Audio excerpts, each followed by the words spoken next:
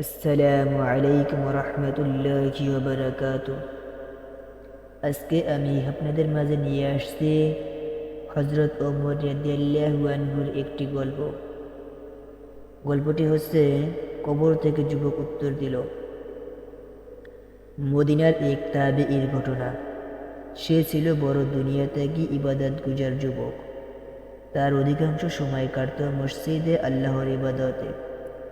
সাহাবায়ে কেরাম রাদিয়াল্লাহু আনহুমদের থেকে অনেক হাদিস শোনার সৌভাগ্য হয়েছিল তার। এ দুনিয়ায় তার আপন বলতে কেবল একজন বৃদ্ধ পিতা ছাড়া আর কেউই ছিল না।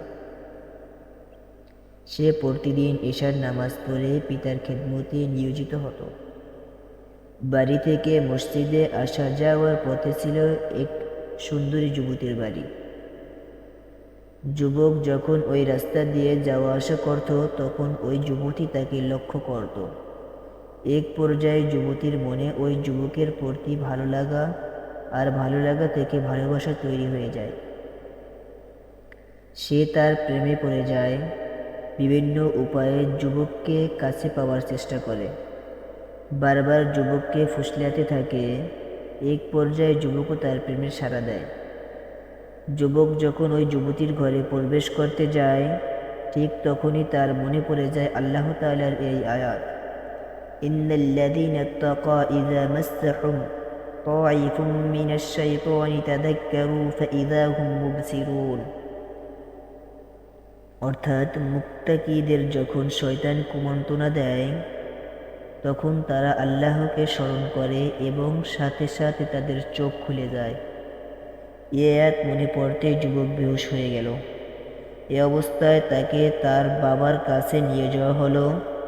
রাতে 1/3 পর্যন্ত সে বেহুশ হয়ে পড়ে রইল। শেষ রাতে যখন হুঁশ ফিরল তখন তার পিতা মূল ঘটনা সম্পর্কে জানতে চাইল। যুবক পুরো ঘটনা বলল। এরপর তার পিতা জিজ্ঞেস করল, বাবা, কোন আয়াত তোমার মনে পড়েছিল?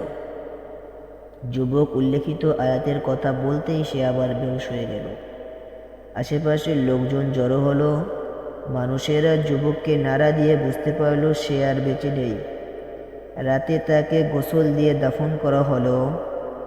সকালে যখন এ ঘটনা হযরত ওমর রাদিয়াল্লাহু আনহুর কাছে পৌঁছালো তখন তিনি ওই যুবকের বাবার কাছে গিয়ে তার জন্য শোক প্রকাশ করলেন এবং ওই যুবকের কবরের কাছে গিয়ে চিৎকার করে বললেন, হে অমুক, ওয়ালিমান খাফা মাকাম রাব্বিহ জান্নাতানি, যে আল্লাহর সামনে উপস্থিত হওয়ার ভয় করে তার জন্য রয়েছে 2টি জান্নাত।